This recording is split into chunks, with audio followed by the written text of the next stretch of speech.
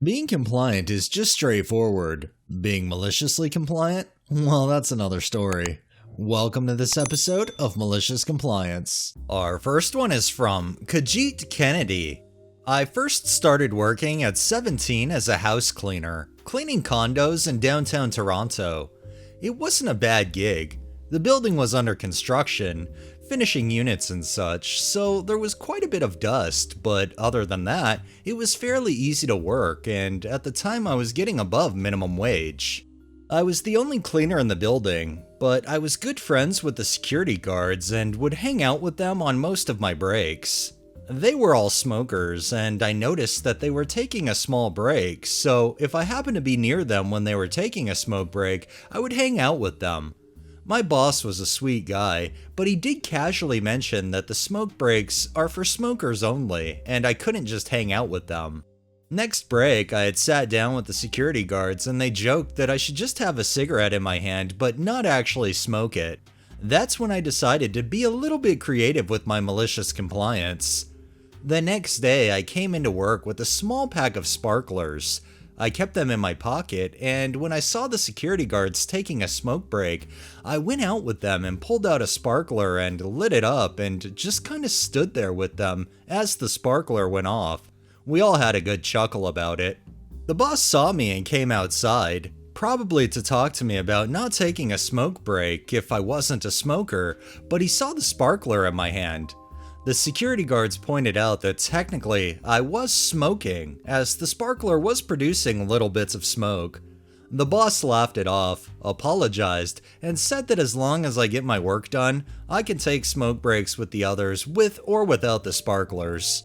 That's a really creative and clever way to maliciously comply, and to be honest, I'm glad that the boss was such a good sport about it, because we hear so many bosses that are just anal retentive about life, and this one just seemed like he's a really good boss to be working for. This next one is by Arthur2892. I work in a warehouse, so there's a couple different machines that I operate, but here's one, order picker. I work with the capacity and consolidation team, so there's one aisle that I need to work on consolidating to make room for another product that is coming in. I've been consolidating this particular aisle that was only one-way traffic, and I usually wait until no one is working in that area so I can drive back and forth if I find duplication products and combine it into one location. Now, per safety rules, I can't drive backwards into or inside an aisle. I have to go around and enter the aisle again.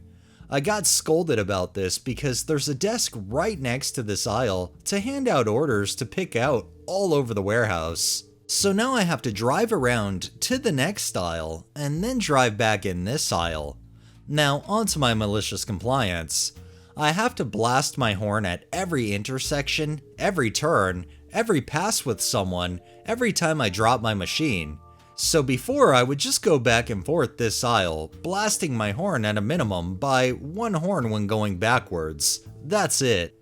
Now I go in a loop.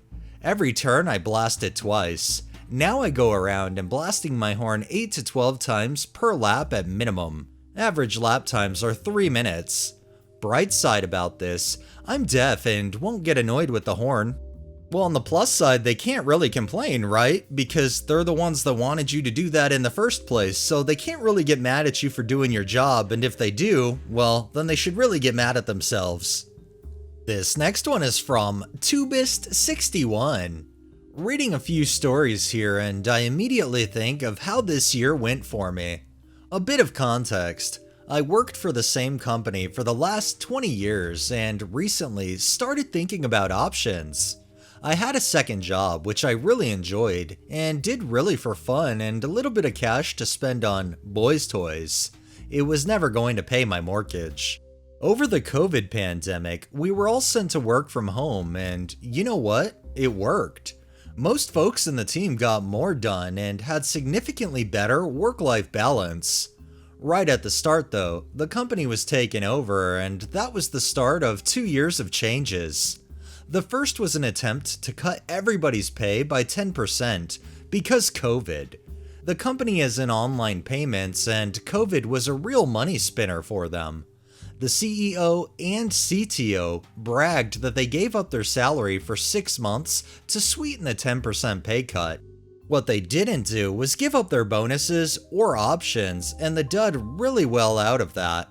Top tip for CEO or CTOs in Fortune 500 companies: your salary packages are posted publicly. We knew what you got. Roll the clock forward to this summer. The CTO and CEO are awarded a huge pay raise to compensate for the time they gave up their salary.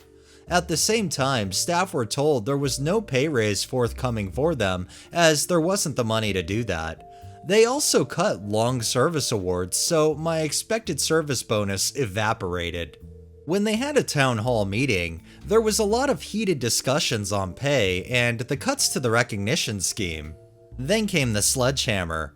Everyone had to switch back to working in the office. There was an option for continued home working, but that would require a reduction in salary to reflect the savings made in commuting and time spent commuting. I asked what other options were on the table and was told I could always look for another job. The timing of that was perfect. I'd been looking into options for increasing my work in my second job and was told I could have as many hours as I wanted. I made the call as soon as we left the town hall, asked to go on full-time hours, and got approval immediately. The following Monday, we all had to go into the office full-time again. I walked in, logged into the network, and then I handed in my notice. Here's when the fun really kicked in. We're asked to give 3 months notice, but if you gave 1 month, there was no legal recourse. I had also carried over quite a bit of vacation from the previous years and had 8 weeks to take. I gave the month's notice and requested a month of my vacation immediately. There was a sharp intake of breath and a very shocked face from my manager, and a sudden realization I was out of the door that day. If you're going to tell someone to just look for another job, don't be surprised when they already have one. You should also have a plan B in place in case the person leaving was due to meet with a client later that week. This is the thing and the problem that I see with companies. It's always the employees that aren't worth shit, they're expendable. But yet, the management, oh god, if they were taken out, the entire company would collapse. That's where the problem lies. The people that run shit fucking elevate themselves and actually think they're above and better than the people they're trying to make demands from. And our final one is by Lentesta. In 2019, I moved from an apartment complex in Celebration, Florida to a condo. As usual, when you move out of an apartment, you get a final bill, which includes your last month's prorated rent, deductions for damages, security deposit refunds, and the like. We paid it. The next month, I get a call from my wife who says we've got a follow-up bill in the mail from the apartment management company for 2 cents. We're both in the tech field, so we laughed that this company's IT department didn't catch the edge case of spending 50 cents in postage to collect 2 cents in revenue. But it happens. My wife prints out a copy of the bill. I grab 2 cents from the change jar. The apartment complex is on my daily drive, so I swing by the office. I walk in and tell the manager that I want to pay my last bill. I say, it's 2 cents, here's the bill, and I have the 2 cents if you want it. The manager says, we don't take cash. Nothing else. There was an awkward pause. I say, I don't expect you to take cash. I expect us both to have a laugh about how silly computer systems are and for you to write off the 2 cents because it'd cost you more to process the payment. She says, I'm not going to do that. Again, awkward pause. I say, so you want me to write you a check for 2 cents and mail it, and you're going to process that check? The manager says, yes, send a check and we'll process it. And then walks back into her office to end the conversation. So I go home and set up an automatic monthly bank payment to my apartment complex for 3 cents. And then, because I'm a programmer, I write some code to send a letter once per month saying, I'm so sorry, I've overpaid my bill. Please send me a check for the overpayment. And I use an online service that sends postcards in ridiculous sizes, up to around 18 by 24 inches, figuring that'll be my escalation strategy. The first of the next month, I get a call from the apartment company's regional manager. After introducing himself, the next 2 minutes were the most sincere, "Oh God, we made a mistake. Please don't do this. We'll never contact you again" apology anyone could have hoped for. I stopped the mail and never heard from them again. Did I spend several hours on malicious compliance for 2 cents? Yes. Was it worth it? Absolutely.